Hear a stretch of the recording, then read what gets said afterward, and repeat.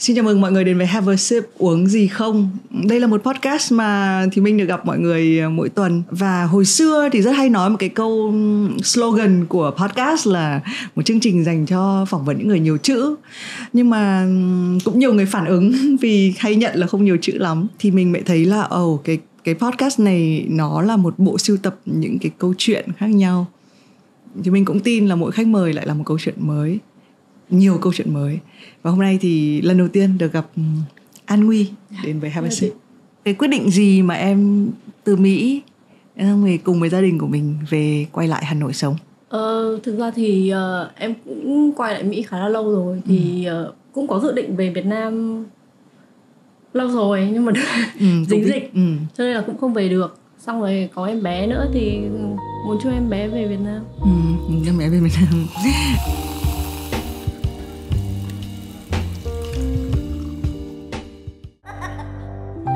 Đây là một gia đình. Đây cũng là một gia đình. Và đây vẫn là một gia đình.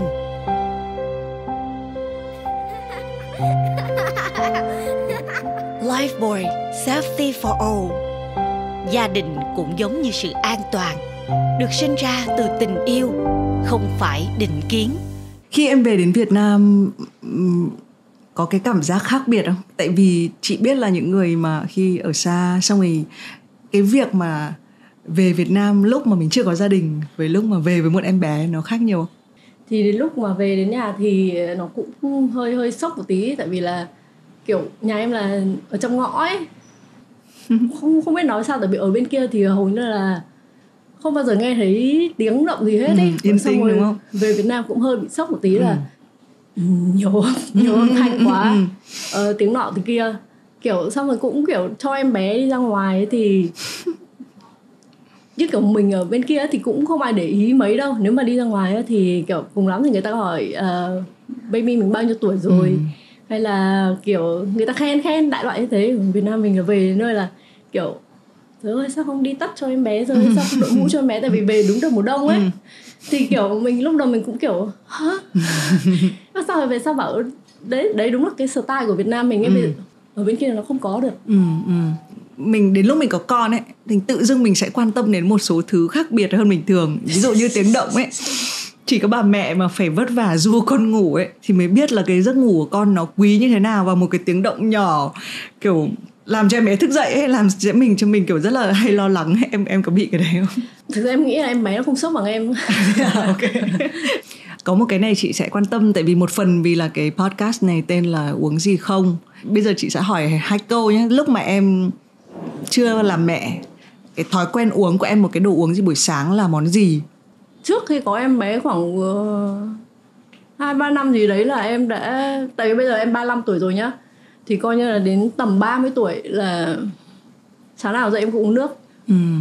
Buồn cười. Hồi trước làm ở một chỗ công ty ở ngoài Hà Nội, cũng ở ngoài Hà Nội này, thì có một chị sinh năm 70 mấy ấy, xong rồi hồi đấy chắc mình khoảng độ 20 mấy tuổi ấy, xong rồi chị ngồi kể là sáng nào chị cũng uống phải 4-5 cốc nước mà nước ấm. Mấy lúc đấy mình nghe mình cũng không hiểu. Kiểu làm gì mà uống lắm nước thế. Nó lắm, không uống được. Tại vì hồi đấy là ngủ dậy có là chỉ có đi ăn sáng thôi. Mà em ăn sáng em ăn dễ lắm, kiểu một gói xôi thôi là em đi làm là xong rồi.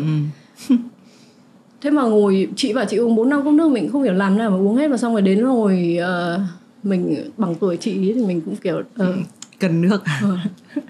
Một sáng em uống hết phải một bình nước khoảng 500-600ml nước. Nhưng lúc có em bé thì có uống nước à, hay là sẽ thường uống cái gì buổi sáng? Uống nước. Tại vì thực ra uống nước thì cũng là ra sữa nhiều nữa. Đúng rồi. Chị cũng chia sẻ lúc mà có em bé, lúc chưa có em bé chị là kiểu nghiện cà phê. Thế nhưng mà lúc mà mình đang cho con bú thì mình, sorry mọi người, hơi bỉm sữa một tí. Nhưng mà kiểu chị hay phải lấy đúng cái cốc mà bình thường chị uống cà phê ấy. Nhưng mà chị rót sữa nóng mà, vì lúc đấy mình cũng muốn là uống nhiều sữa để cho có sữa. Và mình phải uống ở cái cốc đấy và nóng, vì mình cứ phải hơi giả vờ. Tại vì chị bị nghiện cà phê, chị thèm cái cảm giác uống cà phê đấy. Nhưng mình biết tưởng là bên trong đấy không phải cà phê.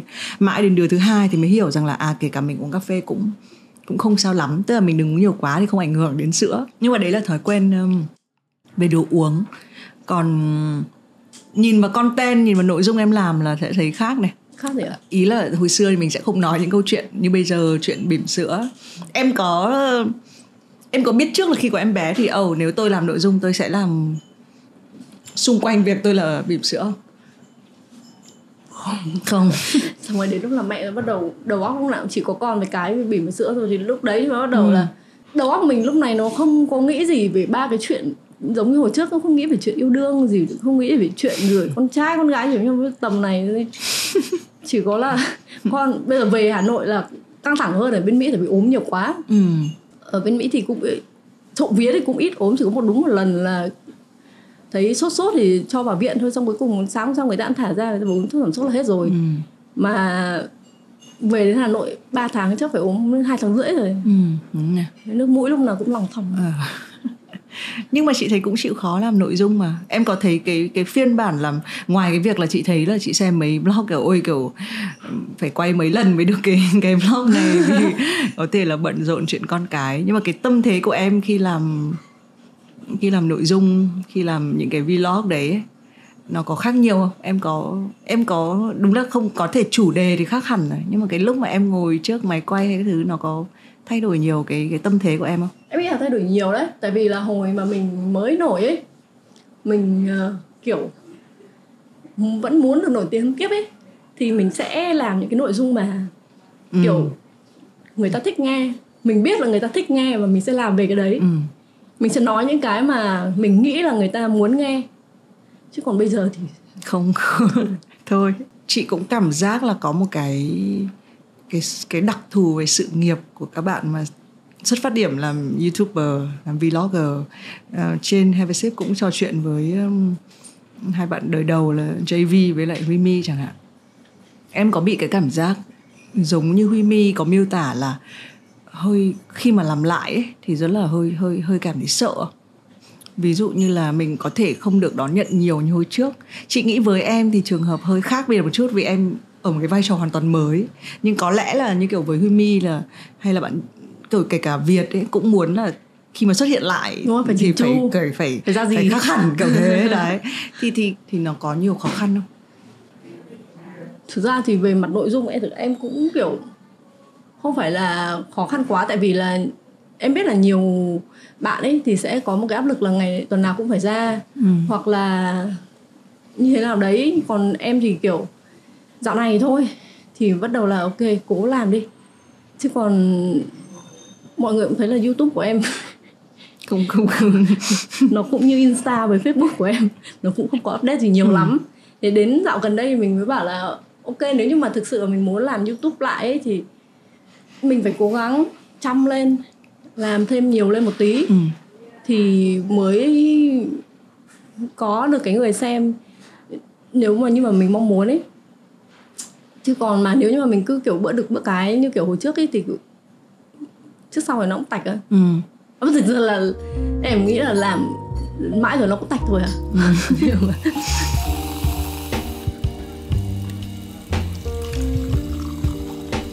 Chị hiểu là bây giờ với việc có gia đình thì cái thứ tự ưu tiên nó sẽ rất là khác.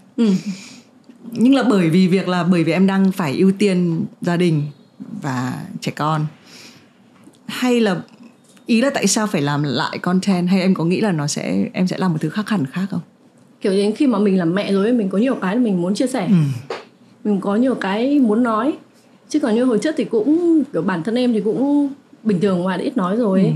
Xong rồi có nhiều cái mình cũng không phải là muốn chia sẻ cho lắm. Nhưng mà đến lúc làm mẹ rồi thì rồi kiểu muốn tìm đồng minh, kiểu đúng, thế. Đúng. Các bạn ơi, là mẹ nó phải trưởng lắm các bạn ạ. Các bạn vào đây với tôi, kiểu thế. Ở Việt Nam thì mọi người xôn xao cái khoảnh khắc mà em đăng cái bức ảnh. Chị nhớ ngày hôm đấy báo chí cũng rất là viral. Cái bức ảnh em với Alex cầm một cái bảng có chữ là kiểu mom to be. Cái quyết định làm mẹ của em nó đến như thế nào? Cái đợt mà em ở trong Sài Gòn ấy thì là em ở chung với cả em nhận một em bé, một con nuôi là Ori đấy. Thì nói thật luôn ấy là em chưa dần thích trẻ con kìa. Xong rồi đến lúc mà ở cùng với Ori ấy thì bắt đầu là thấy thương nó.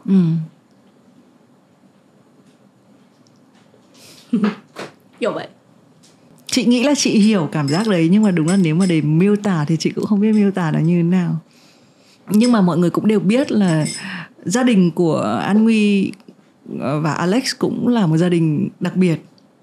Cái việc mà, nhưng mà chị cũng có rất là nhiều người bạn họ cũng quyết định có con. Chị nghĩ là để làm cha mẹ, để có một gia đình thì cái quyết định có con nó là cái đến đầu tiên.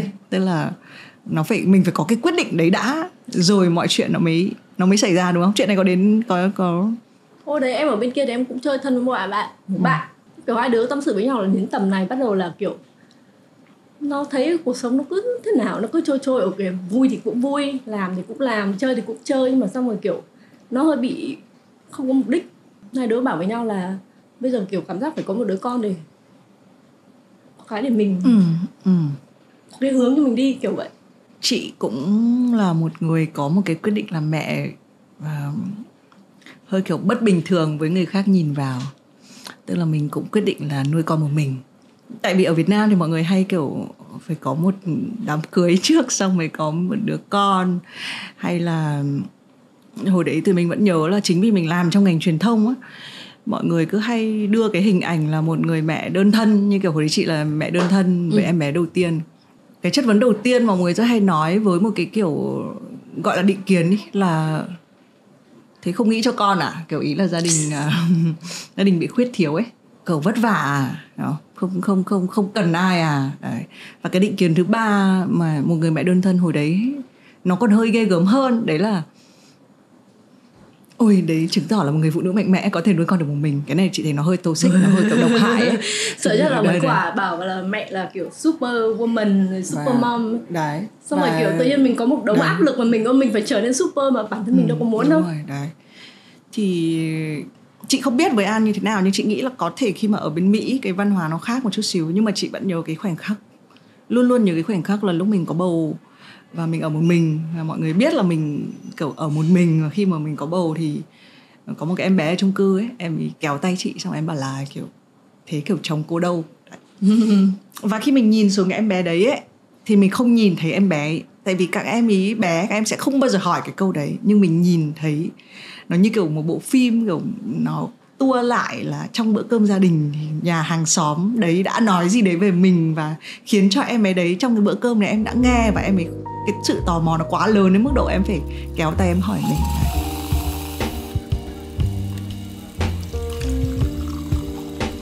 Chị chỉ hỏi đấy, nếu em cái thời gian mà quyết định có bầu, sinh con, nếu em sống ở Việt Nam em nghĩ là mọi thứ có dễ dàng hay khó khăn hơn? Ví dụ như chị ấy thì là ai hỏi chị? Sau này đấy, như mọi người rất là thích mời chị đến những chương trình nói về mẹ đơn thân, và kiểu chị bảo chị thấy cái dán nhãn này nó hết sức là tôi là một người mẹ, còn cái việc là tôi là một người mẹ đơn thân và tôi không có lấy chồng thì nó là một cái bên lề ấy. Còn cái việc là tôi là một người mẹ và tôi đang là một người mẹ rất là mới, và chị đúng kiểu là chị từ chối, vì chị cảm giác như là thỉnh thoảng mọi người thích gạch chân vào cái khác biệt đấy. Nhưng chị cũng phải thú thật là thời gian đấy khó khăn với chị. Tức là mình vừa có bầu, mình vừa phải lo, mình cũng chưa làm mẹ bao giờ. Và những cái chuyện hỏi han hay là nhìn hay là mời trò chuyện nó làm cho tạo thành một cái kiểu cũng là một cái gánh nặng ấy. Chị nghĩ là chị vẫn nhớ là lúc đấy chị ngủ và kiểu mặt mình hay nhăn ấy. Xong rồi chắc là câu này các bà bầu hay bị nói là em gái chị nói này, nhăn mặt thế rồi đẻ ra em bé mặt nhăn như khỉ ấy. Thế là lúc đấy mình mới giãn mình mới hiểu là nếu mà mình bị áp lực bây giờ thì con mình về sau có thể em ấy sẽ chịu cái áp lực đấy. Đấy, thành ra chị tò mò là cái lúc mà em mang bầu hay là quyết định có con thì em có bị một cái áp lực nào không? Nhưng mà em hỏi chị nhé, là trong tất cả những cái người mà hỏi chị kiểu đánh giá với chị thì chị cái nào mà ảnh hưởng đến chị nhiều nhất? Thực ra là mình cũng, nếu mà bằng lý trí thì mình sẽ rất hay nói là cái người đấy không quan trọng với mình thì mình không việc gì phải quan trọng ý kiến của họ. Nhưng chị cảm giác như là với hơi bất công cho những người mẹ, đấy là thực ra lúc đấy mình, như em thấy mình bàn về thứ tự ưu tiên, mình đang rất là ưu tiên một cái chuyện nó rất là to, một cái cơ thể nó đang lớn trong người mình, thì tất cả những thứ còn lại nó lùng bùng, nó không rõ ràng, đâm ra nó cũng không cho mình một cái bài giải rõ ràng là mình phân biệt được. Nó chỉ tạo thành một cái áp lực rất là vô hình, nó cứ lùng bùng bên tai mình. Và khi mình bước qua xuống cái cầu thang đấy, trong cái khu tập thể đấy, thì Mình biết là người ta nhìn mình hay người ta xì xào. Thậm chí mình không nghe rõ là xì xào cái gì, nhưng mình biết là người ta xì xào. Thì chị cảm giác đôi khi những cái định kiến mà nó thà nó rõ ra để mình ngồi mình bẻ từng cái một ấy, nó dễ hơn là nó cứ lùng bùng ở đấy. Kiểu ngon ngồi đây, ngồi đây nói cho mà nghe. Đấy. Thì em cũng thấy, chị nhìn chị cũng thấy em là người rất là mạnh mẽ. Cái gì mà thẳng mặt mình ấy mình rất là dễ đối diện, nhưng mà những cái mà nó không thẳng mặt ấy mới là cái khó. Tất cả mọi người, gia đình chị thì cũng không nói gì cả, bạn bè chị cũng không nói gì cả. Kiểu những cái người at least là những cái người mà quan trọng nhất đối với mình thì người ta không có ý kiến gì. Gia đình chị không biết đến lúc đẻ em bé ra. Lúc em chữa mẹ cũng mới biết mà. Chị gọi điện cho mẹ chị và mẹ chị tưởng đấy là một câu đùa, vì chị cũng hay đùa ấy. Chị hay viết những cái bài báo như là nếu con trở thành single mom thì mẹ sẽ phản ứng như nào ấy. Thế mẹ chị cứ nghĩ đấy là một câu chuyện đùa. Thì mãi đến lúc kiểu rất là cũng to đùng và chị cũng quyết định là lên báo ấy. Đấy, thì mọi người biết. Thì mọi người im lặng thôi, mọi người không, đúng là người thân thì họ cũng đúng rồi, người thân thì cũng im lặng, chả nói gì cả. Em cũng chưa tưởng tượng được nếu mà em ở Việt Nam thì như thế nào, tại vì là em cũng kiểu không có nhiều mối quan hệ cho lắm ấy. Em đi lâu rồi thì em cũng chả biết hàng xóm là ai cả. Mẹ thì là không nói gì rồi này. Nhưng chắc chắn mẹ sẽ nghe người khác nói đúng không? Có chứ. Các cụ mà làm sao mà thoát khỏi mấy cái đấy được. Còn ai nữa nhỉ? Ba cũng không thấy nói gì. Đúng mà ba biết không ta? Nói chung là chỉ có mẹ em biết là trong cái lúc em bầu thôi. Xong rồi còn lại mọi người là đến lúc mà đăng ảnh lên bắt đầu mọi người Nhưng lúc đấy thì mọi người cũng chúc phúc thôi đúng không? Có hình như thế. Cũng không ai nói gì cả. Hồi đấy mọi người cũng hay hỏi chị cái câu mà chị cũng vừa nhắc đến ấy, là tại sao lại chọn cho mình một gia đình không bình thường. Tức là, và thú thực là có một cái khoảng thời gian chị nghĩ về việc đấy, là có hơi bất công khi mình tự quyết định mình là mẹ đơn thân, còn con mình thì không được quyết định đúng không? Mình quyết định sinh ra em bé. Và có phải nó là một cái sự khuyết thiếu hay không? Em có bao giờ cái suy nghĩ kiểu như vậy có bao giờ ảnh hưởng đến em không? Có một lúc nào em thoáng cũng có nghĩ là kiểu như là như mình hồi trước nhá, là bố mẹ mình sinh ra mình đi, lắm lúc mình cũng đã kiểu quát hay mắng gì mình cũng bảo ai bảo là sinh cho con làm gì, đúng không? Đấy, cái quyết định của con là của bố mẹ, xong rồi tự nhiên bây giờ mắng con là làm gì. Thì cũng tương tự như thế, là cái lúc mà mình có bay ấy thì cũng thỉnh, bây giờ thì không có rồi, bây giờ bận quá rồi không nghĩ nữa. Cái lúc mà hồi trước ấy thì cũng có suy nghĩ là kiểu bây giờ mình sinh ra một cái là nó đã có một cái áp lực rồi, xong rồi mình kiểu xong rồi sau thì cũng không nghĩ nữa, xong rồi bảo nó không phải là áp lực, mới đây để mình nghĩ thôi nhá. Chừng con mình nó nghĩ như thế nào về sau nó trách mình sao ai biết. Mình chỉ nghĩ là bây giờ con mình sinh ra trong một cái hoàn cảnh khác biệt. Hồi trước là mình sinh ra một gia đình kiểu ok bình thường, bố mẹ làm cán bộ công nhân viên các thứ đấy. Bây giờ con mình sinh ra, nó đã sinh ra trong một hoàn cảnh khác biệt rồi, thì sau này kiểu nó cũng sẽ dễ dàng kiểu mở ra với những cái sự khác biệt khác hơn. Thế bây giờ hỏi ngược lại, là có cái lợi gì trong việc là gia đình mà đặc biệt không? Em nghĩ là mỗi gia đình nó đặc biệt theo một cái kiểu của nó, nhưng mình là hơi khác quá thôi. Cái lợi đầu tiên của Bay là nó sẽ kiểu là ok, nó sẽ lúc nó sinh ra nó sẽ được nhìn là ok, một gia đình không phải là chỉ có bố với mẹ. Một gia đình có thể là có bố và mẹ này, hai mẹ, hai bố, một mẹ. Cái mind của nó lúc đấy đã được rộng mở hơn rồi. Thế là nó không chỉ có một cái lựa chọn duy nhất nữa. Kiểu vậy. Bây giờ chị nuôi con hai mình, chị mới phát hiện ra là nuôi con một mình sướng hơn. Không bao giờ phải hỏi ý kiến ai. Tức là muốn đi đâu là xách con đi. Còn bây giờ là phải hỏi là mình đi chỗ này có được không, xong phải book vé máy bay cho kiểu gấp đôi lên. Đấy, còn hồi xưa thì chị cũng nghĩ là đấy là một cái thứ mà kiểu chúng ta nên nhìn vào, nên nhìn thấy những cái điểm được lợi của sự đặc biệt. Chứ có lẽ là ở Việt Nam cái này cũng nói thẳng, và thì mình nghĩ là không phải là do là bởi vì chúng ta có một gia đình đặc biệt hay là không, mà là ai cũng thế, cũng chịu một cái áp lực của cái việc là như thế này mới là đúng, còn nếu không đúng thì tức là sai. Tức là chỉ có đúng và sai, cái hệ nhị phân kiểu là chỉ có đen hoặc trắng, hoặc chỉ có đúng hoặc sai đấy. Nó từ bé đến lớn là mình sẽ kiểu được giáo dục là làm thế nào để mà tìm được ra được một cái gọi là right answer. Cùng một cái vấn đề đấy, mình không được hướng dẫn là sẽ có những cái cách khác, nhiều thứ đúng không? Có những cái khác nó như thế nào, cách nào là phù hợp chứ không phải là right, kiểu như vậy. Nhưng mà An có nghĩ là em cũng là một người rất là đặc biệt ấy. Mình nhắc về câu chuyện là một đứa trẻ mà nó có những cái tố chất đặc biệt, nó sinh ra trong một cái gia đình đặc biệt thì nó sẽ dễ tiếp nhận những cái sự đặc biệt hơn. Chị nghĩ kể cả về hành trình cá nhân của em cũng đã hơi làm các thứ khác biệt, em cũng là một cái người rất là khác biệt rồi, cho nên là sau này cái việc lựa chọn sinh một cái em bé hay là có một gia đình đặc biệt hơn thì nó cũng là một thứ bình thường không? Em nghĩ mọi người hình như vẫn hơi sốc. Em nghĩ em không quá là khác biệt so với mọi người đâu. Em nghĩ là nhiều người sẽ còn có những cái lựa chọn nó gây sốc hơn mình ấy. Nó gọi là gây sốc thôi. Tự nhiên chị nói gì em lại quên mất rồi. Không sao.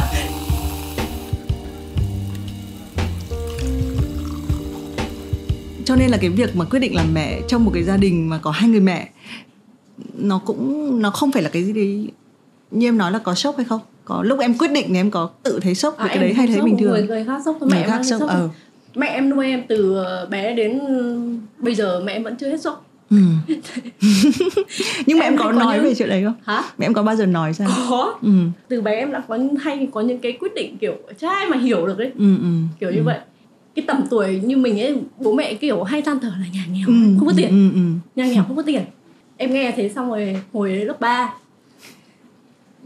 em nghe cái đoạn mà mẹ em bảo không có tiền, không ai nhà cả, thế đang ngồi học bài rất là ngoan, tự nhiên có suy nghĩ là thôi tội nghiệp mẹ quá, nghèo quá, bây giờ có 2 chị em, rồi bớt một đứa đi đỡ phải nuôi. Thế là đứng dậy bỏ nhà ra đi luôn. Mẹ em về kiểu không tìm thấy con đâu cả. Và thực ra nhá, cái hồi đấy mình đi giữa đường rồi bắt đầu mình sợ chứ. Trẻ con mà bắt đầu đi tìm đường quay về không chịu, không quay về được. Lạc luôn. Thế à? Lạc. Xong rồi bắt đầu mẹ em mới đi tìm mãi không thấy đâu cả. Là cái số em nó hên đấy chứ. Thế nào lạc ra đâu, lạc ra đúng ra Hà Nội.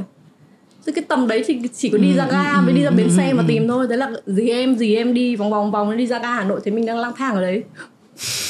Xách về. Xong mẹ em về kiểu thế xong rồi thế sao mày đang học rất là ngon lành tử tế tự nhiên mày bỏ nhà ra đi hả? Tại mẹ bảo mẹ nghèo. Mẹ nghèo con đi bớt đi, thế là mẹ chỉ việc nuôi em thôi, đỡ vất vả. Thì đấy mẹ em nói chung là bị sốc với em từ hồi đấy. Xong rồi mỗi năm học nó lại sốc một kiểu khác nhau. Bây giờ mình làm mẹ mình sẽ phải rất là cẩn thận cái gì mình nói ra với con mình ấy. Cực kỳ cẩn thận. Bởi vì là đúng không, tất cả những cái suy nghĩ của mình nó đều đến từ một cái việc là bố hoặc mẹ mình đã nói một cái gì đấy. Ví dụ nhà chị cũng hay có câu là nhà mình nghèo lắm, đừng có đòi cái này cái kia. Đến bây giờ chị luôn có một cái cảm giác là chị sẽ không bao giờ cho con chị cái gì. Vì là ông bà cũng không cho cái gì thì mẹ không bao giờ sẽ cho con cái gì đấy. Thế là nó ảnh hưởng đến cả cái sau, các cái thế hệ sau nữa. Một lần em xem cái show của Joe Coy ấy, trên Netflix. Xong rồi Joe Coy cũng kiểu bị traumatized, cái kiểu là nhà mình nghèo ơi là nghèo. Thế xong rồi đến lượt Joe Coy nuôi con của ông ấy thì ông lại bảo là tại vì hồi bé tao nghèo quá rồi cho nên bây giờ mày thích cái gì tao không chịu. Nó hai kiểu, đúng rồi, nó sẽ là hai cái phản ứng. Thực ra là tại vì em nghĩ là mình chưa đến tầm của Joe Coy giàu quá rồi. Không, thực ra giàu nghèo nó cũng tất nhiên là thời trước nó có nhiều thứ. Cái nghèo đấy chị nghĩ là nó không hẳn là cái nghèo về mặt vật chất ấy. Nó là cái việc mọi người cứ hơi bí bách, sống trong nhiều những cái định kiến, sống trong nhiều những cái form nó phải như thế này ấy. Thì cũng phải thông cảm là bố mẹ mình lớn lên là chiến tranh. Xong rồi đến lúc hòa bình thì là thời bao cấp nữa. Đấy nên là đúng rồi. Thế hệ này nó lên thế hệ khác, xong lên thế hệ khác đấy. Mình là còn đỡ rất là nhiều rồi. Nhưng mà chị không biết tại sao lại là luôn là một sự khổ hạnh. Tức là hôm vừa rồi chị cũng nói chuyện với một bác Phan Cẩm Thượng, thì bác ấy kiểu nói là thực ra là ngành mỹ thuật của mình rất là giàu có, nhưng mà không biết tại sao là sinh viên ngành mỹ thuật sẽ luôn cảm giác là tôi là con nhà nghèo và cứ phải đi Tây học, ví dụ thế. Trong khi Tây thì chỉ vài trăm năm thôi, trong khi mình thì mấy nghìn năm. Thì chị cũng suy nghĩ về chuyện là mình những cái gì mà liên quan đến thế hệ cũ ấy thì sẽ luôn một cái màu nó hơi buồn khổ đấy. Bố mẹ mình sẽ luôn nói là nghèo đấy. Và nó làm cho chị suy nghĩ là chắc là mình phải thay đổi cái cảm giác đấy cho trẻ con sau này. nếu mà mình cứ áp rằng là ôi thời bố mẹ khổ lắm, tại vì cái đấy rất là hay dùng cái đấy để cuộc thi xe ba khổ hơn. Đấy thì thực ra là bố mẹ đều muốn là con cố gắng, và thỉnh thoảng hơi thậm xưng hóa cái sự nghèo khổ ấy, tức là phải là khổ cơ, khổ thì mới là tốt đúng không, chứ còn sướng. Bây giờ chị mới cảm giác là xã hội bắt đầu mới hơi là tuyên dương sự hạnh phúc, rồi bắt đầu tìm các cái công thức cho hạnh phúc, chứ còn từ xưa nay đều là phải khổ mới là tốt đấy. Đấy thì mình cũng đang nói về cái chuyện là bây giờ với lứa tiếp theo thì chắc là cứ để cho các em mới thấy là thời của mình rất là sung sướng chứ. Thì đấy, em bé thì em lấy mẹ em nghèo, mẹ em bảo là nghèo khổ thế đấy, nhưng mà thực ra bây giờ nuôi bay thì em cũng kiểu cái gì tốt nhất thì cho nó thôi. Chứ còn không để em tiêu hết à. Nhưng mà nếu em tìm được 3 cột mốc mà em cảm thấy em hạnh phúc trong cuộc đời em đã trải qua thì đấy là gì? Bé lớn bị ăn đòn nhiều quá để nghĩ. Thôi 3 cột mốc trước đi. 3 cột mốc hả? Em nghĩ là em nhìn lại bây giờ có 3 cột mốc lớn nhất thì sẽ là gì? Cái vừa nãy em kể chị em thấy thú vị. Cái thứ hai nữa là đỗ đại học. Quả đấy là to nhất nhà em luôn. Thế à? Như nào? Không thể tưởng tượng được. Không ai có thể nghĩ là em có thể đỗ đại học được. Thế hồi bé em học hành ra sao mà? Hình như là học dốt. Em nghĩ là học dốt. Cấp 1 ấy thì lớp 1, lớp 2 thì cũng không nhớ lắm, mà lớp 3, lớp 4 thì biết là học dốt, 3, 4, 5 là biết là học dốt. Lúc đấy bắt đầu ý thức được là mình ok, mình học dốt đấy. Còn lớp 1, lớp 2 cũng kiểu mới vào không biết gì đâu, biết chữ thôi. Bắt đầu kiểu 3, 4 năm bắt đầu được chấm điểm là bắt đầu ok, học dốt. Cấp 2 tự nhiên lớp 6, lớp 7 thì lại học giỏi, không hiểu vì sao à. Lớp 6, lớp 7 là còn được vào đội tuyển thi toán với thi tiếng Anh. Nhưng mà xong rồi thi toán cô giáo hy vọng vãi trưởng, xong cuối cùng ok. Thi tiếng Anh thì có giải. Đấy. Lớp 10, lớp 11, lớp 12 vẫn học dốt. Nhưng mà không hiểu sao lại đỗ đại học, thì cái đấy thì cũng nó là một điều bí ẩn. Mà cái thầy mà em nhớ nhất ý là cái thầy dạy lý. Em nhắc đến thầy rất nhiều lần, em xin lỗi. Trong của em cũng bây giờ nhắc đến thầy rất nhiều lần. Tại vì lên cấp 3 thì là em học ở cái trường Kim Liên, thì là bác em dạy toán ở đấy. Thì thầy dạy lý là bạn cũng chơi thân với bác em. Sau năm lớp 12 là thầy mùng 2 Tết thầy qua nhà chơi với cả bác, tiện thể gặp cả mẹ em ở đấy. Xong rồi thầy kêu là con chị học dốt lắm, chưa chắc đã đỗ được tốt nghiệp đâu, chỉ cho nó nhanh nhất bây giờ là cho đây học trường nghề ấy, xong rồi ra là kiếm cái nghề mà làm, chứ không thể nào mà đỗ được tốt nghiệp đâu. Mất Tết. Là bị mọi người nói không, nhưng mà chị là em mất Tết nhiều lắm rồi, không quan trọng. Không, nhưng mà chị cái mất Tết này chị muốn hỏi kỹ hơn là vẫn về câu chuyện kiểu ai đấy có một cái định kiến với mình nhá, là những người xung quanh sẽ buồn khiến cho kiểu, hay là cái đấy nó có ảnh hưởng đến em không? Tức là có cái đấy ảnh hưởng đến em, ảnh hưởng đến gia đình, ảnh hưởng rất nhiều. Gia đình mình bỏ qua đi. Ảnh hưởng đến bản thân mình đã, ảnh hưởng đến những cái đứa trẻ mà kiểu phải lớn lên trong cái đấy. Khi gặp một cái người mà người ta có cái quyền lực, mà em gặp rất nhiều người có cái quyền lực đấy, cái quyền lực mà nói với mình rằng mình là một cái thứ đấy, không làm được cái đấy. Và cái hệ quả là mình tin cái điều đấy.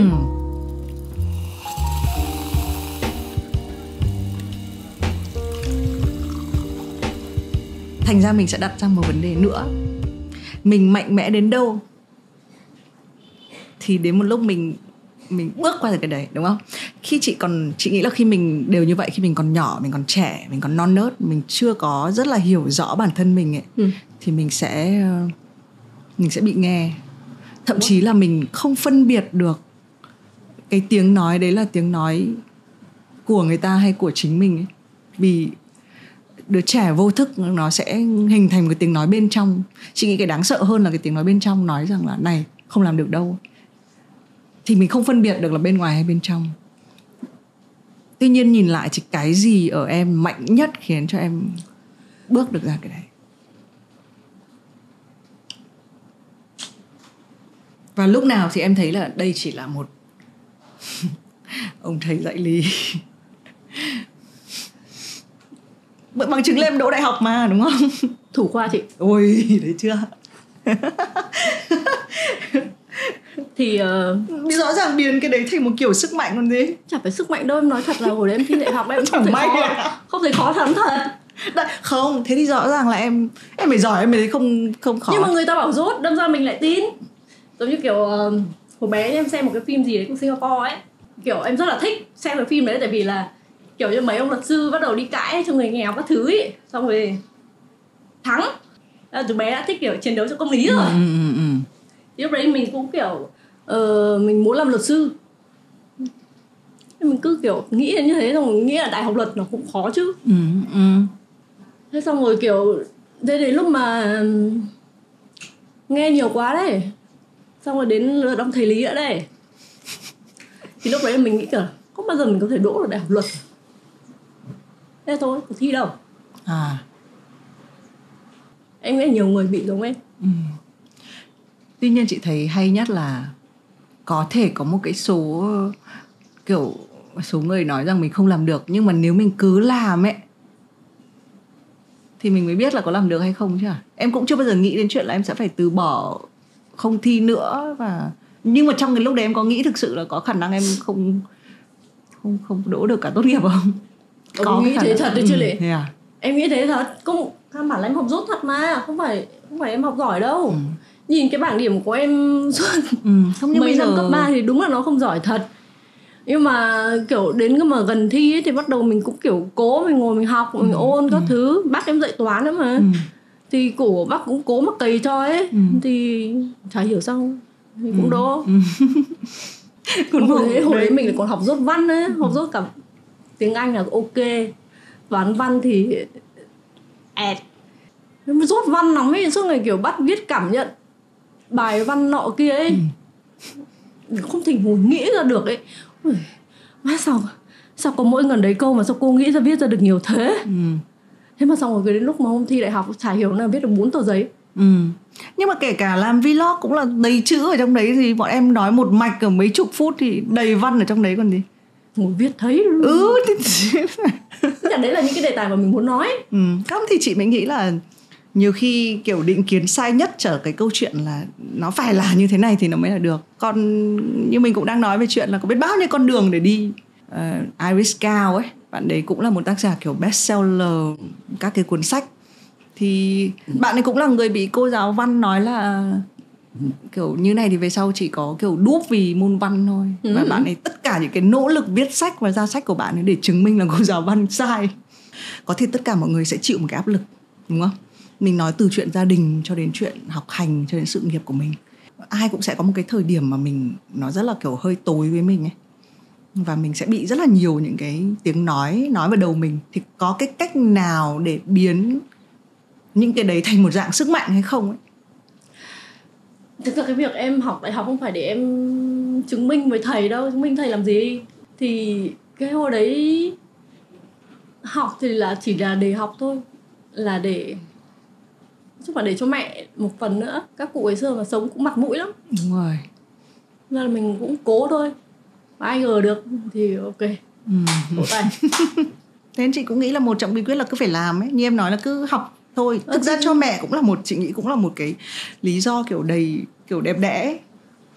Đúng không? Mình cũng phải Đây, cái vấn đề của cái việc mà mình lớn ra trong một cái môi trường mà nó quá là kiểu bó hẹp ấy. Lúc đấy mình không nghĩ ra một cái gì khác là mình phải đỗ đại học, mặc dù mình không biết là mình đỗ để làm cái gì cả. Nhưng mà mình cứ phải đỗ đó, mình không biết là cái gì, mình không có những cái lựa chọn khác. Em nói là cho mẹ man mặt nhé, thành ra chị lại quay lại chuyện gia đình. Trong cái quyết định mà xây dựng một cái gia đình đặc biệt của em ấy, em nghĩ đến mẹ nhiều không? Thực ra cũng nghĩ mà không thể làm được gì cả. Sau tất cả những sóng gió thì em nghĩ là mẹ em kiểu build được một cái gọi là quen rồi à, đúng không? Cái shield rồi, ok. Tấm khiên đỡ hả? Ok. Cùng lắm là như này gì, rồi ok. Mà thỉnh thoảng mẹ em vẫn bảo em là thôi nhá, nốt phần này thôi nhá, tao mệt lắm rồi.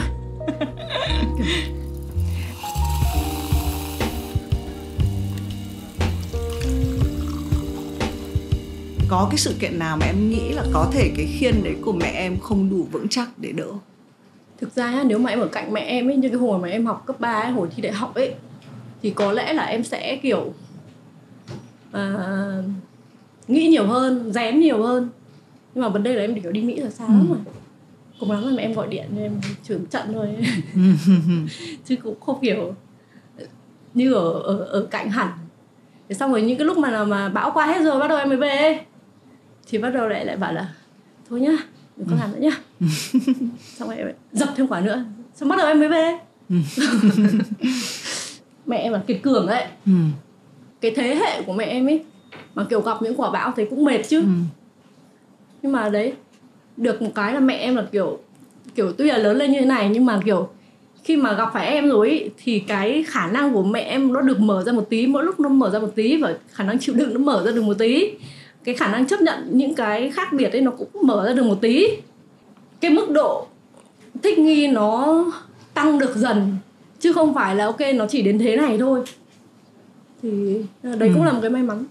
Chị cũng nghĩ là nếu mà mình đặc biệt, mình cũng hình dung đi, nếu mà con của mình đặc biệt ấy, cũng là bởi vì một phần là mình đặc biệt, nên mình mà đặc biệt ấy chắc chắn là gen của bố mẹ mình. Yeah. Đấy, nhưng mà đúng là mẹ chị cũng là một người mà chị hay, lúc mà mình còn trẻ mình hay hơi kiểu nghĩ là mẹ bình thường, mẹ không có cái gì đặc biệt cả, bởi vì mẹ luôn ép mình vào một cái khuôn bình thường. Nhưng mà sau đấy thì chị có nghĩ là có thể là bởi vì mẹ mình đã sống trôi theo một cái định kiến, còn đến cái thời của mình ấy, mọi thứ mở mang hơn, những cái người đó óc cởi mở, cho nên mình có vẫn cái gen đấy, nhưng mà đến đợt mình thì mình được bóc dần ra, hay con mình sau này sẽ càng bóc mạnh mẽ hơn nữa.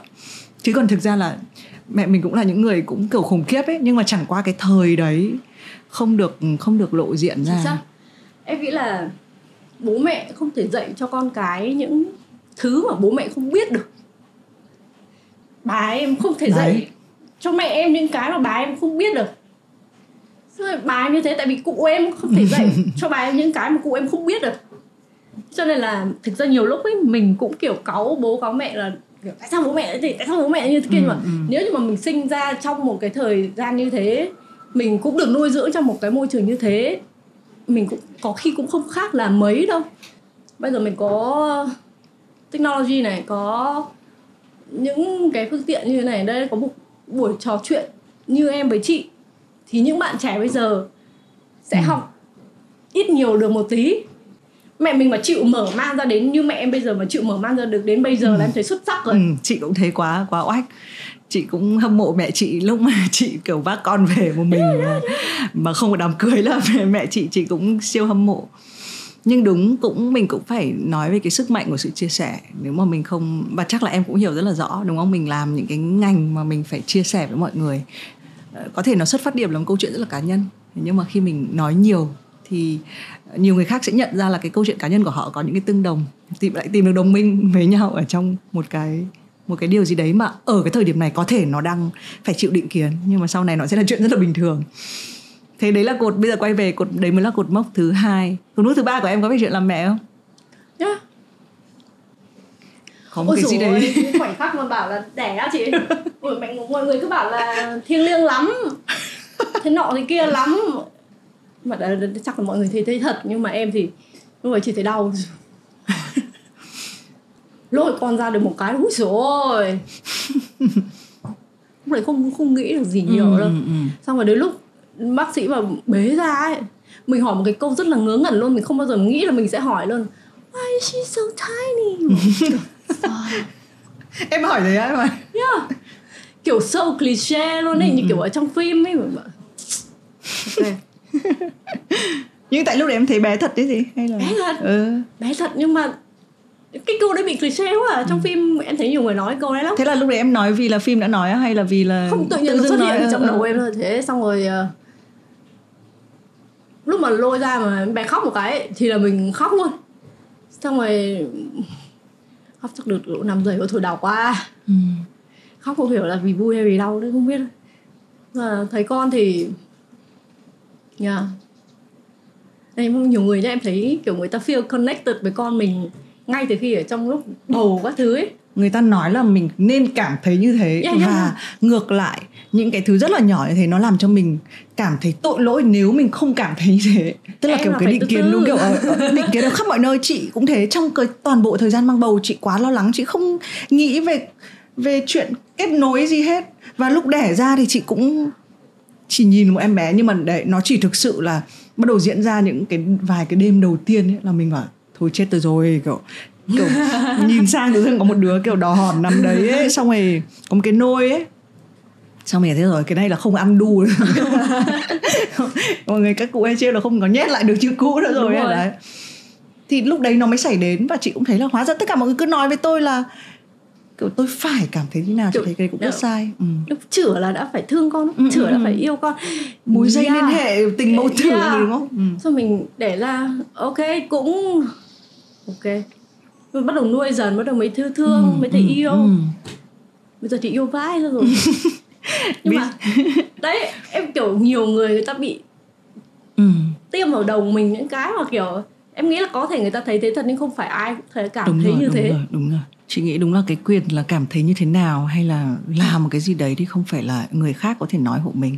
Tuy nhiên mình nói đến nhiều đến sự khác biệt thì mình cũng phải nói đến những sự giống. Tức là em có bị cảm giác này không, là khi mình có gia đình, mình có con ấy, mình trở thành đúng một cái người phụ nữ mà hồi xưa mình không thích lắm ấy. Tức là mình sẽ thích khoe con này, mình sẽ hồi xưa chị thấy ai mà avatar ảnh con là chị rất là kiểu không thấy không đánh giá cao lắm. Nhưng bây giờ kiểu ảnh điện thoại của mình kiểu toàn em thì em lại cũng ít để ý lắm. Tại vì là mãi đến lúc mà có Ori em bắt đầu kiểu thích trẻ con ấy. Xong rồi mọi người thì khoe, em cũng rồi cái hồi mà em có Ori đấy, ngày nào em cũng up ảnh nó mà. Insta của em dặn chưa bao giờ em up nhiều story đến như thế. Đến lúc mà có con rồi em thấy cũng kiểu cũng bình thường. Hồi Ori mình còn up nhiều hơn. Tại vì không phải chăm, mẹ chăm, mình chỉ phải chơi thôi. Còn bây giờ con thì mình chăm mà không có lúc nào để mà chụp ảnh được cho nó cả. Giây phút hạnh phúc nhất của em trong ngày là gì? Cứ nhìn thấy con là thấy buồn cười rồi. Cứ ngớ ngẩn cả ngày ấy, buồn cười lắm. Em có nghĩ là sau đây em sẽ cho hai thứ nhá. Một là tại vì đúng là khi làm mẹ thì mình không nghĩ cho mỗi mình được, đúng không? Mình sẽ luôn nghĩ cho kiểu một nhóm người khác. Em nghĩ là em sẽ còn khác biệt như thế nào nữa không này? Em sẽ trở thành một cái phiên bản nào? Hay là em thấy đây đã là cái phiên bản mà em nghĩ là em sẽ giữ lại? Không nghĩ à? Ok. Thật là em là kiểu không nghĩ xa nhiều đâu. Kiểu đến đâu thì đến đấy, mà thực ra cái đấy là phải sửa. Dạo này em cũng sửa đỡ rồi, chứ hồi trước là cũng không ổn lắm. Kiểu như là mình cứ bị hành động theo cảm tính ấy. Còn bây giờ là bắt đầu là kiểu ok, phải có lịch trình một tí, nghĩ đã. Ai mà gặp em cái hồi mà em đủ 20 mấy tuổi không thể chịu được. Điên rồ lắm. Rất là nhiều người có con cái bởi một sự kỳ vọng là người đấy, đặc biệt là chị nghĩ là những thế hệ cũ chịu những cái định kiến cũ là con tôi sẽ trở thành một phiên bản của tôi, thực hiện những giấc mơ mà tôi không thực hiện được, ví dụ như vậy. Còn chị thì chị nghĩ là cái lứa cha mẹ mới sẽ đặt cái sự kỳ vọng sang một bên. Và chị nghĩ là chắc là em cũng sẽ thế. Mình sẽ không ép con mình là phải trở thành một cái người cụ thể. Thế nhưng em có hơi linh cảm là con mình sẽ trở thành một cái phiên bản kiểu như thế nào? Trông nó hồi bé em buồn cười, em toàn liên tưởng nó đến Triển Chiêu ấy. Trông mặt nó kiểu nghĩa hiệp lắm. Và bây giờ lớn lên thì bắt đầu nó nữ tính lên, cái nét nữ bắt đầu nó sâu ra rồi thì nó cũng đỡ giống Triển Chiêu. Nhưng mà công nhận hồi trước nhìn giống hệt Triển Chiêu. Trông kiểu trong mặt đã thấy một cái khí chất là kiểu trượng nghĩa rồi. Bắt đầu đứa nào mà vớ vai vẫn là cốc đầu ấy.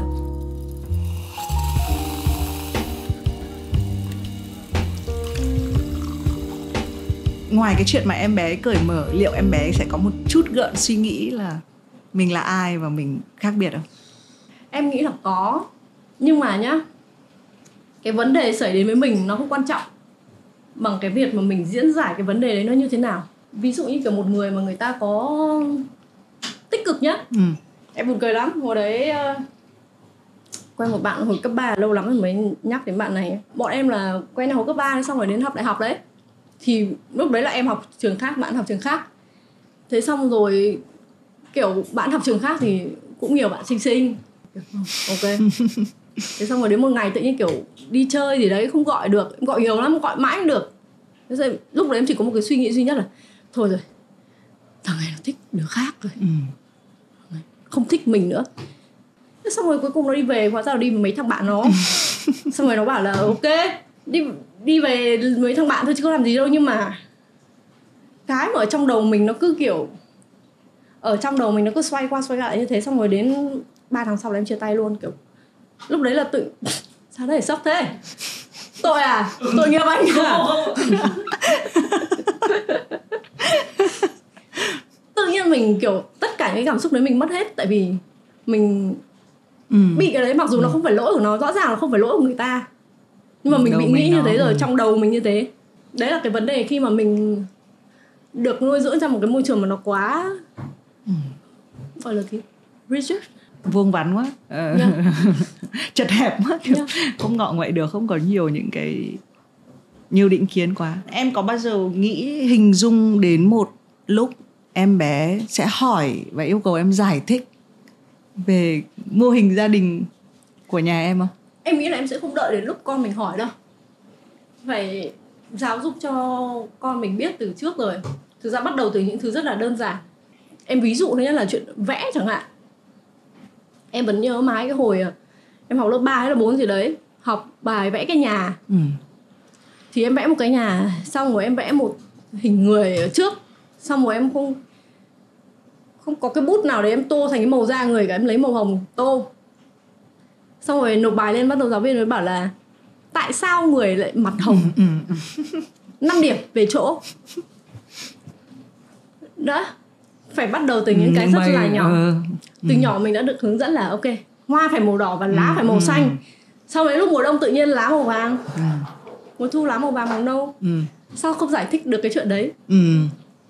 Thế bây giờ là em đang chuẩn bị theo kiểu, theo chị, ví dụ một cái thứ kiểu như là rất là cliché, mình nói là con gái là màu hồng, con trai là màu xanh chẳng hạn, và quần áo của con trai bao giờ cũng là phải mua màu xanh. Chị cũng hôm nay chị cũng vừa nhắc đến câu chuyện đấy, là con trai chị lúc 5 tuổi thì chọn một cái đôi giày màu hồng, hồng mà không phải hồng bình thường, là hồng lumineux ấy. Xong rồi chị lúc cái khoảnh khắc đấy thì mình thấy vừa thích cái thằng con trai của mình vì nó rất là, đúng là chưa có một cái định kiến gì trong đầu. Thế nhưng mà tự dưng mình cũng bị là nghĩ là con ơi, chắc là cuộc đời sẽ còn nhiều sóng gió với con ấy. Vì đúng là đi đôi đấy được một ngày là hôm sau là quay về và con không đi đôi này nữa đâu, các bạn chê con giống con gái. Màu ấy hả? Đôi cái đi giày đấy xong rồi về vẫn nói với mẹ là, hồi đấy chị tóc tém, vẫn nói với mẹ là mẹ con nghĩ là con gái không nên để tóc ngắn đâu, giống con trai. Đấy những cái định kiến rất là nhỏ, nó đến hàng ngày. Và mình cũng chỉ biết là mình còm cõi mỗi ngày, mình nói là không, nó không phải như vậy đâu, nó nên là như thế này thế kia. Còn thực ra cái quyền quyết định vẫn là trẻ con. Chị biết là em chuẩn bị, nhưng giả sử là sẽ có một cái khoảnh khắc, tại vì cái khoảnh khắc đấy đến với chị, con chị hỏi. Nhưng mà em mình cũng hỏi rất là khéo. Em không hỏi là có phải là con kiểu chỉ có mẹ mà không có bố không, mà em mới hỏi là điều gì khiến người ta chia tay.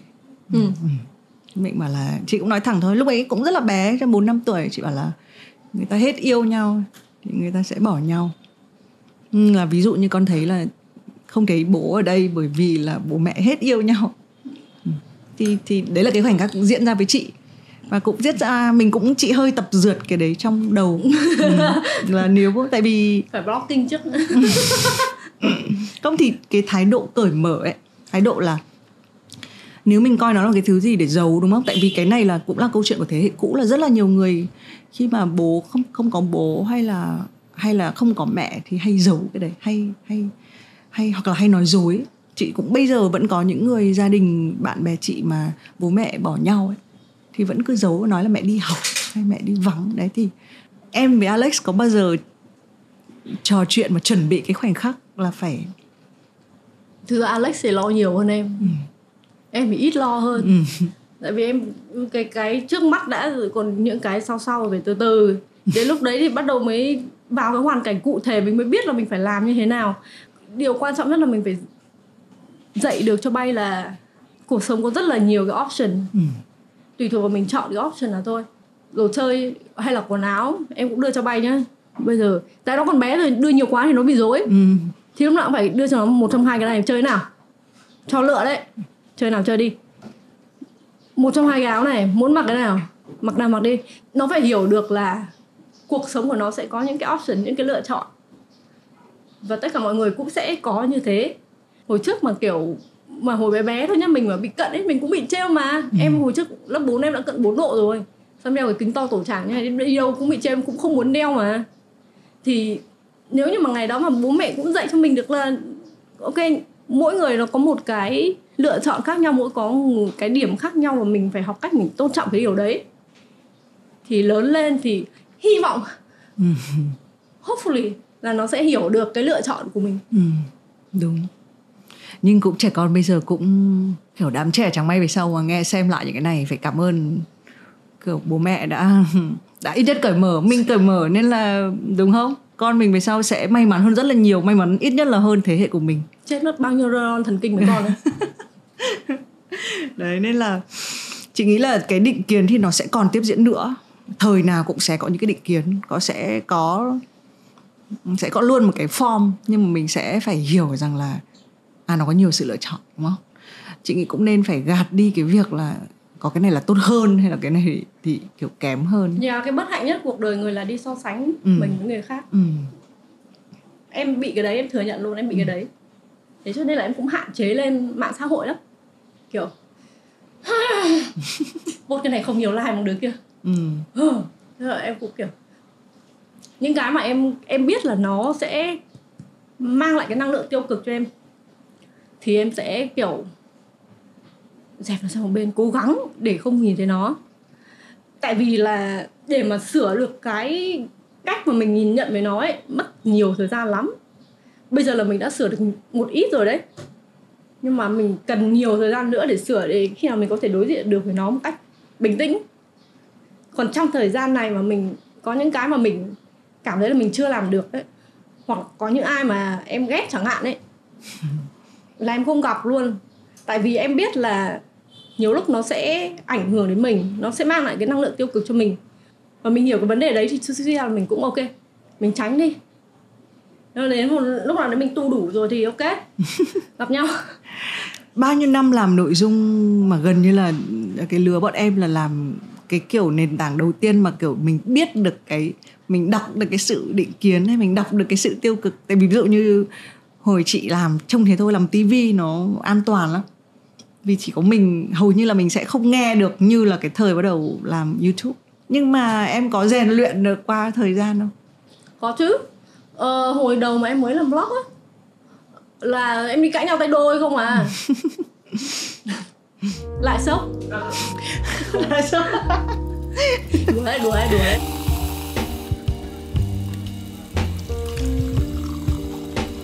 Hồi đấy em đi cãi nhau tay đôi không à. Xong rồi dần ấy bắt đầu là kiểu mệt thế, xong người ta chửi được nhiều thế nhở. Em chuyển sang đến một là delete comment. Chửi thêm một lần nữa em block luôn. Cho một cơ hội thôi. Về sau này bắt đầu là không block được nữa rồi. Các bác muốn làm gì thì làm, em cứ không đọc là được. Mặc dù là nhiều lúc á, có những cái quả mà phải đến hàng nghìn comment em chả ngồi đọc nữa thôi. Nhưng mà mình càng đọc nhiều của người ta thì mình cái năng lượng tích cực đấy nó cứ nhân lên, là một mình chịu thôi. Thế cho nên là thôi thật mày đi ngủ. Nhưng mà vừa rồi là mình cũng thấy là có 3 cái bước đấy. Chị hỏi vì chị nghĩ là ngày nay con người ta không kiểu lúc nào cũng bị xét đoán ấy. Thậm chí có một cái bạn cũng nói rằng là cảm giác như là lúc nào mình cũng đang ở trên một cái sân khấu. Về bản chất là mạng xã hội hay internet hay cái đời sống bây giờ nó làm cho mình hồi xưa cái sân khấu của mình trông thế thôi, mình muốn tắt hay là mình muốn đâu làm gì nó dễ hơn ấy. Thì có 3 cái bước mà thực ra An cũng vừa chia sẻ, thấy nó cũng hợp. Đầu tiên cũng có thể là phải hơi cực đoan tí, cãi nhau tí, nếu mà mình tin, nếu mình tin vào. Tại vì lúc đấy công nhận là mình cũng sốc, mình kiểu cả đời chưa bao giờ bị như thế. Có nhầm, nhưng mà không nhiều đến thế. Và từ những cái người mà mình không quen không biết gì cả ấy, thì đâm ra là cái chiến một lúc là tôi chịu. Không thì cứ một là cái thái độ của mình cũng nên, tại vì chị nghĩ là mình cũng phải tự tin vào cái quyết định của mình, hay là mình tự tin vào mình thì mình mới có cái khả năng chiến đấy, đúng không? mình mới có thể hơi kiểu đứng dậy một chút ấy.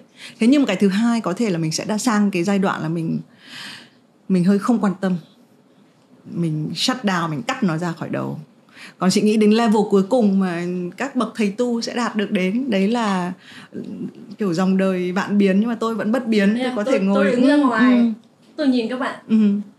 Nhưng mà cái đấy chắc là sẽ là cái phiên bản tốt nhất của mình nữa. Chị nghĩ là đến một lúc mình sẽ phải tìm thấy cái phiên bản đấy. Hôm trước em có đi xem một cái buổi nói chuyện của thầy Trần Thành Nam á, rất là thích luôn, rất là thích. Xong rồi thầy có nói một cái ý là cái nỗi buồn ấy, hay là những cái gì năng lượng tích cực ấy, mình nhìn nó như kiểu là một cái dòng sông đi, cái thác đi. Khi nào mà nhiều kinh khủng rồi thì nó sẽ thành cái thác.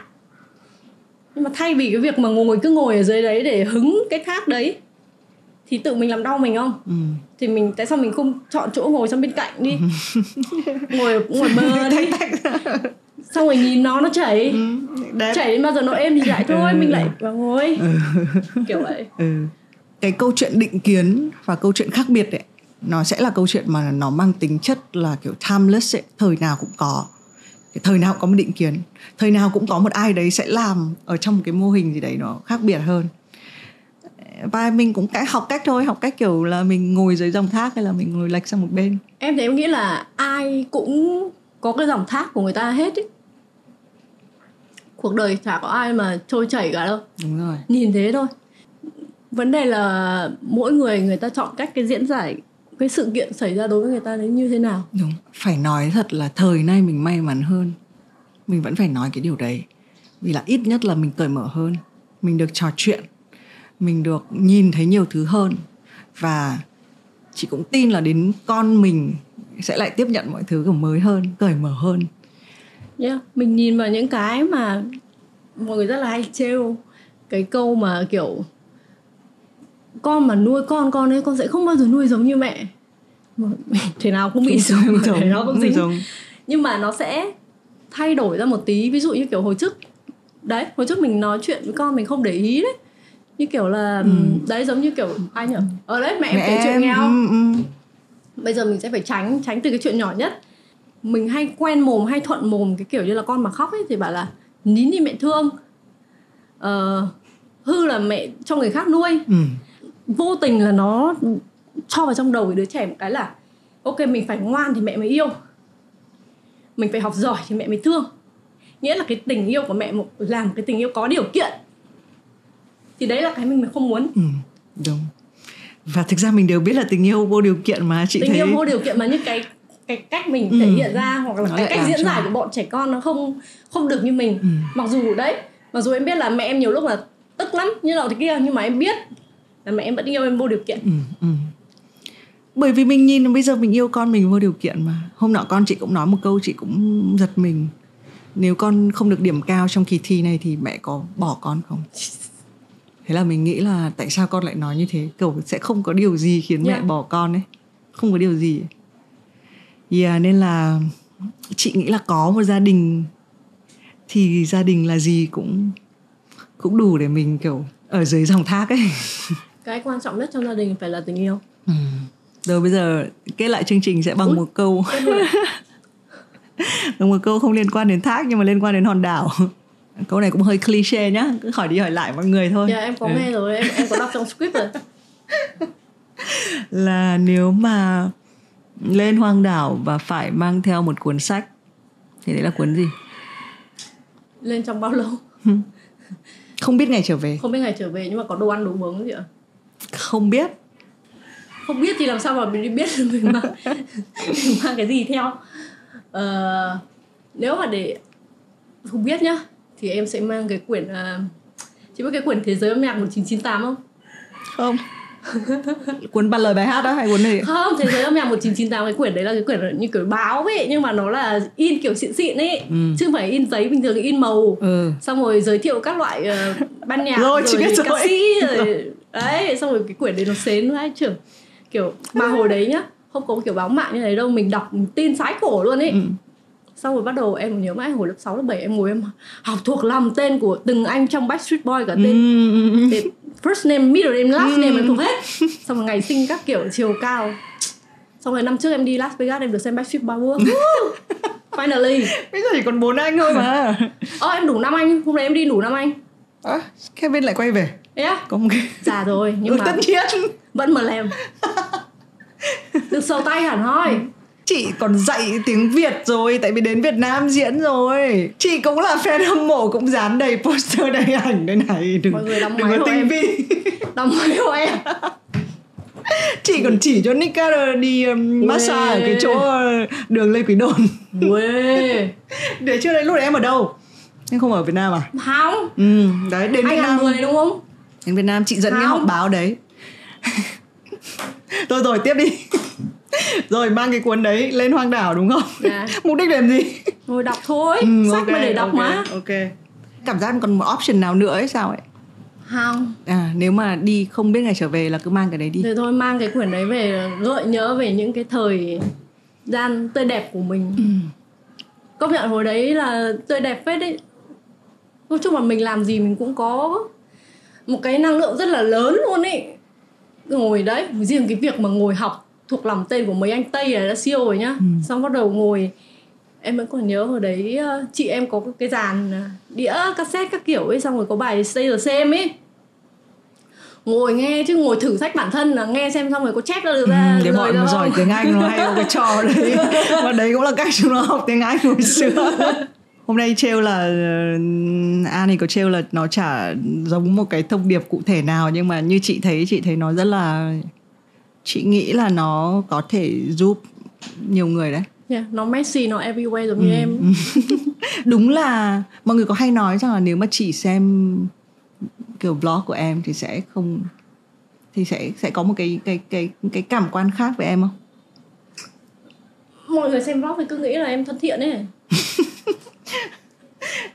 Không, em thân thiện thật. Em thân thiện thật nhưng mà cái mặt em nó hơi khó chịu thôi. Nhưng em thân thiện thật. Ai hỏi gì em trời mà không nóng thì em sẽ trả lời. Tại vì em có một cái nhớ mãi, lại nhớ mãi hồi cấp 3. Hồi đấy bác em là giáo viên toán, em giới thiệu ở đấy. Giáo viên toán nổi tiếng cực kỳ. Hồi đấy cô chủ nhiệm lớp 10 của em ấy vừa vào thì xem kiểu vào dò tên xem là ai là cháu của thầy đấy. Xong rồi gặp bác em, xong rồi bảo với là bác là cháu anh mặt nó lạnh như tiền. Thế thôi. Đấy là ấn tượng đầu tiên của cô với em. Kể cả cái việc là ai đấy lạnh như tiền cũng là một kiểu định kiến. Là người ta không thân thiện. Người ta không thân thiện. Chịu khó ra hỏi chuyện em thì em thân thiện ngay thôi mà. Nhiều khi em lại bị chia sẻ nhiều quá, người ta lại sợ, người ta chạy mất. Chị nghĩ là vẫn quay về câu chuyện là chia sẻ vẫn là một kiểu sức mạnh. Nhưng mà đúng là cũng có ai có hỏi chuyện hay không, có ai có thực sự sẵn sàng bắt đầu một cái cuộc đối thoại hay không. Thì đấy, buồn cười lắm, cái hồi mà mình có tin ấy, nó có cái câu là đừng bao giờ kể cái vấn đề của bạn cho bất cứ ai cả. Tại vì là 20% thì sẽ không quan tâm, và 80% thì sẽ là vui bởi vì là mày gặp vấn đề. Xong rồi hồi đấy thì mình tâm đắc lắm. Xong nghĩ rồi, ôi, xích vãi chưởng luôn. Vì là có những người ta có quan tâm mà. Như em mà say vào là em ngồi nghe hết chuyện của mọi người đấy. Em thích nghe chuyện lắm. Em không nói nhiều đâu nhưng mà em thích nghe chuyện của mọi người, thích mọi người kể. Xong rồi thỉnh thoảng say lại ngồi nghĩ ra những cái câu mà mình cứ nghĩ là nó cao siêu lắm, xong rồi cùng đấy lúc tỉnh cũng bình thường. Tại vì mình nhắc đến chuyện say, đấy cũng là hơi một đặc thù của độc thân và tuổi trẻ. Em có phải thấy là em thay đổi nhiều? Vừa rồi thì chị hỏi về cái phiên bản khác thì em có nói, nhưng mà em có phải thay đổi nhiều những thói quen mà hồi độc thân mình vẫn làm khi mà trở thành mẹ không? Thì chủ yếu là cái chuyện ăn uống là nhiều nhất. Chứ còn đi chơi đi trước thì em đi đâu em cũng xách bay theo rồi. Chẳng qua là đi cái lúc trước khi đi thì phải chuẩn bị nhiều hơn một tí, lâu hơn một tí thôi. Chứ còn em đi đâu em cũng thích vác con em đi à. Ok. Chị cũng nghĩ là cái hành trình người mẹ cũng phải học. Chị cũng phải người học ngược lại theo kiểu là làm thế nào để xách con đi. Chị là người thích đi chơi một mình, Đấy cũng là cái vấn đề mà em suy nghĩ nhá. Bọn mình có tất cả các loại lớp học thế nọ, lớp học làm bánh, rồi lớp học nấu ăn, rồi thì lớp học làm gốm sứ. Nhưng mà cái lớp học làm bố làm mẹ thì chả ai có cả, chả ai mở cả. Thực ra có, bên kia chắc cũng có, bên này em nghĩ là Việt Nam cũng bắt đầu có rồi. Nhưng mà đấy từ trước đến nay ấy, ngay cả mình cũng em có học cái lớp nào gọi là parenting class đâu. Thì đấy, cái việc quan trọng nhất, cái việc đào tạo nên một con người, giáo dục nên một con người thì không ai dạy cả. Hoặc là mình phải học ở tất cả mọi thứ thôi, đấy, tất cả mọi nơi, tất cả mọi học. người. Nhưng mà chỉ sợ một cái là lúc mà mình học xong rồi thì cái kết quả nó không được ok cho lắm. Cái nỗi lo đấy sẽ là nỗi lo của người làm mẹ suốt cuộc đời này. Thì em cũng biết thế, nhưng mà cái kiểu bản thân mình là một người làm phụ huynh chẳng hạn, mình muốn cái gì gọi là optimal cho con mình trong cái khả năng của mình. Có những cái người mà người ta bảo là lo con không được bằng bạn bằng bè ấy. Cái vấn đề đấy không quan trọng.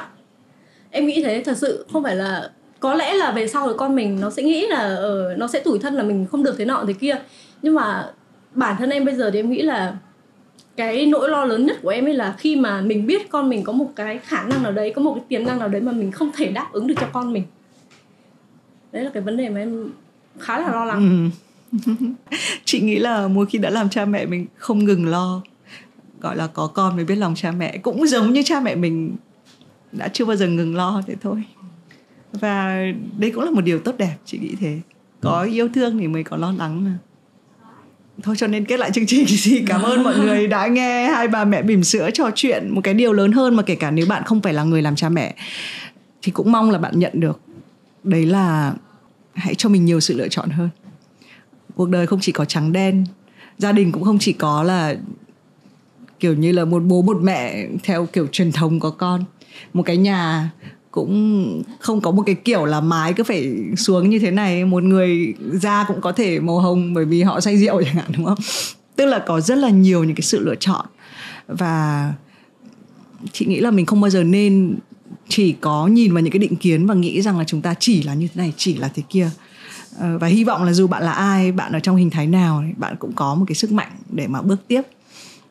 Và như chúng tôi đã chia sẻ rồi, hay là thực ra thì mình rất là thích cái hình ảnh mà An Nguy có nhắc đến, đấy là cái việc cái nếu mà ngọn thác nó khó khăn quá thì mình ngồi nhích nó sang một bên. Đấy cũng là một gọi là một cái lời khuyên mà kiểu vô cùng đơn giản nhưng mà giúp bạn vượt qua mọi cái tình huống khó khăn nhất của cuộc sống. Cảm ơn An. Cũng một vai trò chị nghĩ cũng rất là mới và cái vai trò này sẽ còn phải kéo dài nữa, rất là dài với em. Cảm ơn em đã đến với Have a Sip và chia sẻ. Quan trọng nhất là phải chia sẻ được với nhau. Một cái thứ quan trọng nữa đấy là phải có một cái closure. Mình phải có một cái... Thôi em lại nói nhiều rồi. Chúng tôi sẽ để lại comment ở dưới cái video này. Cảm ơn tất cả mọi người đã lắng nghe Have a Sip. Bye bye.